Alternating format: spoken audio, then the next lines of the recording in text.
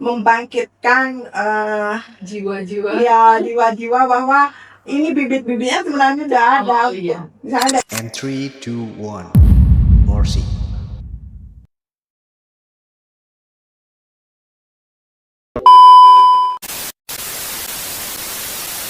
Om Swastiastu. Om Swastiastu. Salam inovasi. Selamat datang di Ngorsi. Ngobrol, riset, dan inovasi bersama Brida Kabupaten Tabanan. Episode ini kita akan ngobrol santai, tapi penuh makna tentang salah satu potensi unggulan di Tabanan, yaitu salak merah. Sudah hadir bersama kita di sini narasumber yang luar biasa, yaitu Ibu Ide Ayu Ketut Wardiani STMEng dari Brida Tabanan. Om Swastiastu, Bu. Om Swastiastu. Terima kasih sudah hadir di Ngorsi. Sama-sama. Jadi bisa diceritakan nggak, Bu, sedikit tentang latar belakang Ibu dan peran Ibu selama berada di Brida Tabanan? Baik, terima kasih. Jadi saya Ida Ayu Ketut Wardiani. Saya selaku perencana sebenarnya di Brida Kabupaten Tabanan. Jadi saya selaku fungsional perencana. Hanya saja setelah terbentuknya Brida, kebetulan saya mengikuti Brida dari sejak terbentuknya Brida. Wah, gitu. Jadi sejak itu agak beralih sedikit. Kita tetap melaksanakan tugas-tugas selaku perencana. Hanya saja karena tupoksi Brida sendiri untuk penelitian, riset dan penelitian, inovasi juga. Jadi kita menyesuaikan dengan tugas-tugas apa yang diemban oleh Brida. Jadi selain perencana, jadinya kita mengikuti juga hal-hal yang bersifat riset tanda kutip, dalam artian nggak serius-serius sekali gitu, nggak serius banget. Bisa ya, Bu, ya. Seperti itu. Jadi mengikuti penelitian, kajian, inovasi itu yang dilaksanakan oleh Brida. Ya. Kurang lebih begitu. Jadi ketertarikan Ibu ini terhadap riset pertanian, khususnya salak merah, itu berawal dari mana nih, Bu? Kembali seperti tadi, jadi Brida mempunyai tugas untuk penelitian, riset dan inovasi seperti itu. Jadi ini sebenarnya didahului dengan adanya usulan dari masyarakat, sehingga dengan tugas Brida selayaknya lah kita menjembatani apa yang dibutuhkan oleh masyarakat. Dalam hal ini khususnya kalau untuk salak merah itu ada potensi yang dimiliki oleh masyarakat, kemudian ada usulan yang diinginkan oleh masyarakat sehingga kita jembatani dengan apa yang bisa kita lakukan. Kebetulan kita kalau kita di Brida ya, induk kita di pusat kan BRIN, Badan Riset dan Inovasi Nasional. Jadi hal-hal seperti itulah yang bisa kita jembatani. Di situ ada periset, peneliti, jadi hal-hal seperti itulah yang bisa kita koordinasikan. Kurang lebih seperti itu. Iya, menarik sekali ya. Berarti riset itu bukan sekedar penelitian, tapi juga berangkat dari kepedulian terhadap potensi-potensi lokal, kenten ge, Bung, ya? Ya, kurang lebih seperti Iya. itu. Jadi apa sih yang sebenarnya membedakan antara salak merah Tabanan dan salak-salak yang lainnya nih, Bu? Nah, ini agak menarik ya. Iya.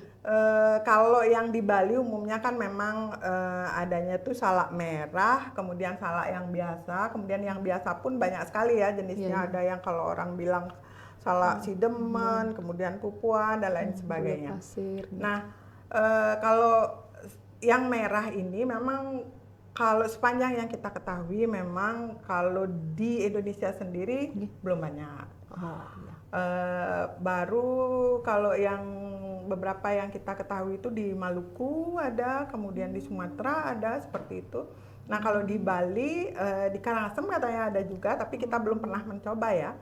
Hanya saja kalau dari beberapa informasi yang kita terima memang sedikit berbeda. Yang salak merah yang ada di Tabanan itu justru potensinya mungkin bisa dikatakan lebih unggul dibandingkan dengan di daerah lain, terutama di Bali. Iya. Tapi menurut dari pandangan Ibu sendiri, apakah salak merah Tabanan itu bisa menjadi ikon atau komoditas unggulan di daerah Tabanan ini? Nah, ini yang menarik ya. Iya. Ini yang menarik. Jadi salak merah ini di samping memang khas ya, Iya. khas begitu dari penampakannya atau secara visual berbeda. Nah, rasanya juga nanti akan disesuaikan dengan unsur-unsur yang ada di Tabanan. Jika hal yang sudah berkembang biasanya di Tabanan itu yang mungkin yang sudah dikenal itu seperti salak madu. Salak madu itu manis. Jadi ini ada kalau dari segi rasa kurang lebih sama, hanya saja secara visual ada warna yang bisa menjadi orang tertarik gitu. Oh iya. Ya. Untuk selama ini dari pengembangan salak merah yang berada di Tabanan ini, Bu, tantangan apa saja yang dihadapi oleh peneliti-peneliti nggih sama petani selama meneliti salak merah tersebut? Ya. Nah ini juga agak menarik ya, karena kita kan tahu ya kalau salak itu cenderung di Tabanan bagian barat, Iya. ya bagian barat. Nah ini selama kita melakukan penelitian kemarin untuk salak merah, ini tahap pertama kita sudah melakukan penelitian untuk pendaftaran ya, pendaftaran varietas lokal salak merah Tabanan. Jadi yang pertama tentu Medan. Iya. Medannya cukup sulit. Iya. Kemudian jangan harap itu duri-duri itu loh. Iya. Duri-duri itu Iya. kita harus hati-hati Iya. sekali kalau untuk Masuk ke hutan. ya masuk. Nah kemudian cuaca itu kita juga harus sudah siap jas hujan seperti itu, topi Sepatu. dan lain sebagainya sehingga Safety-nya stamina juga kan. iya. Kalau hujan-hujanan seperti itu apalagi dalam jangka waktu misalnya 2-3 hari kita melakukan penelitian, paling tidak stamina kita juga harus siap seperti itu. Iya sih, betul sekali. Dan untuk selanjutnya, Bu, dampak apa yang diharapkan dan dirasakan langsung oleh para petani yang sudah mengembangkan salak merah ini? Nah, untuk tahap pertama ini kan kita sudah lakukan pendaftaran ya, pendaftaran varietas lokal. Nah, semacam STNK lah seperti itu ya. Iya. Sudah ada tanda daftar sehingga ini untuk tahap selanjutnya kita bisa lakukan pengembangan lainnya. Jadi ada seperti pelepasan ya. Pelepasan itu pelepasan bibit dalam artian bibit dari salak merah ini sudah boleh dikembangkan dan kemudian bisa diperjualbelikan secara bebas, tetapi sudah memiliki label sesuai dengan nama yang kita miliki. Jadi kebetulan nama yang kita miliki itu adalah Sarah, salak merah Tabanan. Wah, bagus sekali ya. Terima kasih, Bu. Bagus sekali ya hari ini. Terus ke depannya nih, Bu, riset ini apakah membuka peluang untuk peningkatan pendapatan dan lapangan kerja yang berada di sekitar kebun salak? Ya, itu tentu ya. Jadi kalau dengan sama seperti jenis-jenis produk atau tanaman lainnya, jika memang sudah ada tanda daftar atau ada legalitasnya seperti itu, tentu ini akan dihargai lebih. Oh iya. Ya, dihargai lebih. Kemudian jika kemudian masyarakat kita sudah bisa melakukan pengembangan, kemudian produksinya meningkat, nah itu tentu akan menjadi daya tarik tersendiri ya. Tentu akan ada peningkatan pendapatan dari masyarakat itu sendiri. Ya, apalagi kalau misalnya yang dikembangkan seperti yang sekarang itu organik, wah itu lain lagi ya. Menambah itu kalau lagi. organik sudah angkanya menaik. Iya benar, Bu. Jadi riset ini tidak berhenti hanya di laboratorium saja, tetapi benar-benar ingin turun ke kebun dan ke kehidupan masyarakat seperti itu. Ya. Jadi kedepannya seperti apa sih roadmap pengembangan salak merah yang ada di Tabanan itu?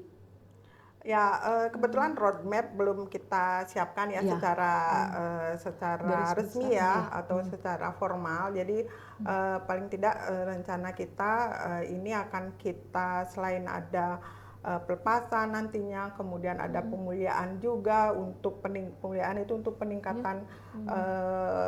peningkatan tanaman itu sendiri baik secara visual, kemudian dari rasa seperti itu. Kurang lebih nanti akan seperti itu dan mungkin akan ada diikuti dengan pengembangan blok-blok tanaman di tempat-tempat yang lainnya. Oh seperti iya. ya. Jadi pertanyaan selanjutnya juga nih Bu ya, Mm-mm. peran kolaborasi yang ada di daerah sana misalnya dengan UMKM, dengan OPD lain, dengan eh, komunitas-komunitas yang lainnya itu sejauh mana kira-kira ke depannya nih, Bu? Ya. Ada. Kalau yang sudah berjalan sekarang, ya kebetulan selama kita melakukan penelitian, Ya. yang kita melibatkan Badan Riset dan Inovasi Nasional ya Nasional, dengan iya. BRIN, ini kolaborasi kita sudah cukup bagus. Iya. Jadi BRIDA tidak berjalan sendiri ya, Iya. tidak berjalan sendiri. Jadi BRIDA itu tentu dibantu oleh dinas teknis, dalam hal ini dinas pertanian. Kemudian teman-teman kecamatan juga, karena beliau yang memiliki wilayah Iya, ya. iya. Kemudian teman-teman desa, aparat desa juga sangat membantu kami, sampai memang masyarakatnya sendiri. Oh iya. Ya, Iya. gitu. Terus Nanti juga untuk kedepannya ya kurang lebih sama, nanti akan lebih meningkatkan lagi. Jadi kalau misalnya seperti produktivitas. nilai tambah lainnya kan nanti teman-teman untuk perindak seperti itu, atau di ekonomi kreatif di dinas pariwisata, atau di UMKM di dinas koperasi UMKM Naker, seperti itu nanti. Kalau kurang saya lebih. dari pribadi nih ya Bu ya, Ya. mau nanya itu misalnya nih ke depannya ada kolaborasi dengan Perindak gitu, membuat usaha kayak chip seperti itu, apakah memungkinkan bagi petani salak yang di sana untuk mengemas dengan sedemikian rupa dengan produksi yang banyak, apakah bisa kira-kira nih Bu? Apa sih yang tidak mungkin? Iya, Jadi hal itu pasti sangat mungkin. Jadi hal itu ini sebenarnya kita masih banyak ya tahapannya. Iya. Nanti kalau misalnya anggaplah sudah ada produk baru, yang kemarin sempat ada dodol salak, kemudian arak salak, seperti itu sudah cukup banyak yang dikembangkan, yang dirintis ya, Iya. yang dirintis. Nah itu kalau misalnya nanti diproduksi seperti itu kan tentunya nanti ada fungsi pelabelan nanti di sana. Berarti untuk produksinya nanti akan ada pelatihan-pelatihan seperti itu, kemudian alat-alatnya yang higienis, kemudian pendaftaran untuk makanan yang higienis itu kan nanti dengan kesehatan seperti itu. Nah itu nanti akan lebih banyak lagi yang kita bisa lakukan seperti itu. Iya, ternyata dampak salak merah ini besar sekali di Tabanan ya Bu ya. Ya. Untuk selanjutnya, pesan dari Ibu untuk generasi muda agar tertarik pada riset dan inovasi daerah ini seperti apa Bu? Nah ini mungkin ya, Iya. ya agak kalau orang udah dengar, aduh risetnya, aduh pasti udah, aduh agak kaku. Enggak deh gitu ya. Iya. Padahal selama ini Untuk yang kita generasi lakukan, muda. terutama saya sendiri ya, kami di Brida itu melakukan yang namanya riset itu fun gitu loh. Kita berusaha menciptakan suasana itu fun gitu. Jadi tidak terkungkung, aduh kalau riset tuh harus begini, harus begini, enggak. Jadi sepanjang yang kita lakukan ini tidak saja di sini ya, maksudnya di bidang pertanian ya.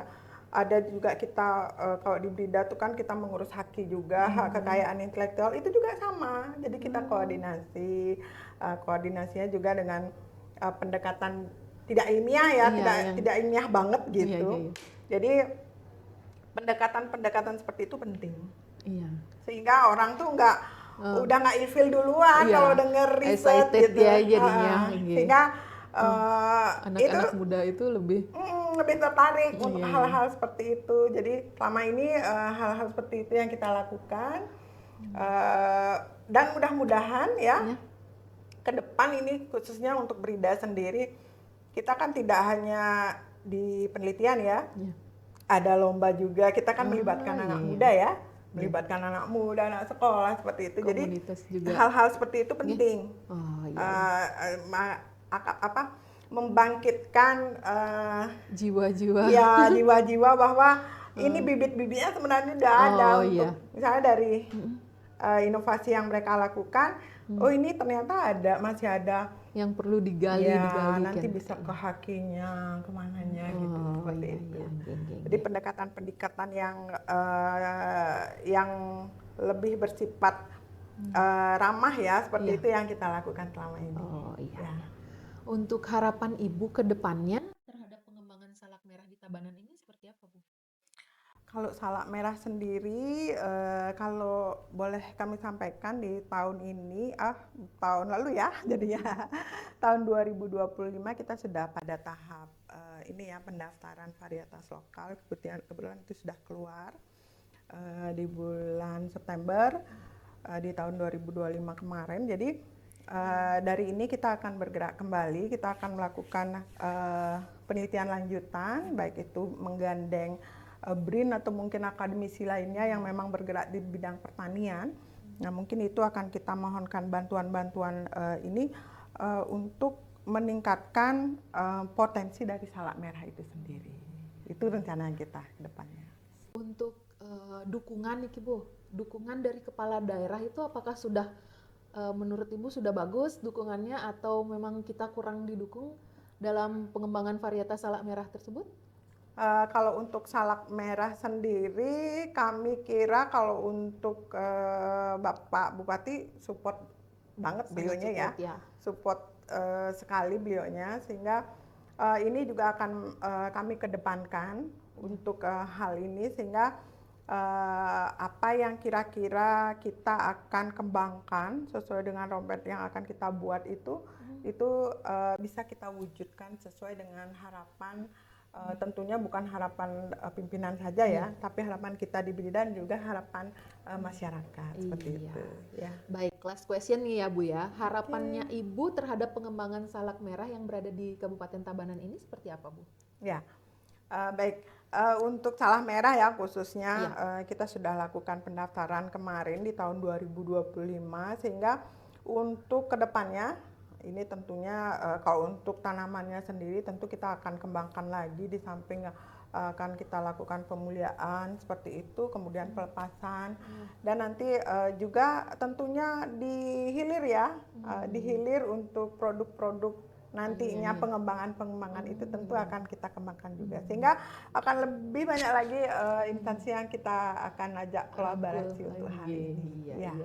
Wah, terima kasih banyak ya Ibu Dayu atas hari ini, insight dan inspirasi yang luar biasa sekali. Semoga pengembangan salak merah ini benar-benar menjadi inovasi yang memberikan manfaat nyata bagi masyarakat Tabanan ya Bu ya. Ya. Baik. Astungkara. Iya, Astungkara. Sahabat inovasi, jangan lupa ikuti Ngorsi di episode selanjutnya. Om Santi Santi Santi Om. Om Santi Santi Santi Om.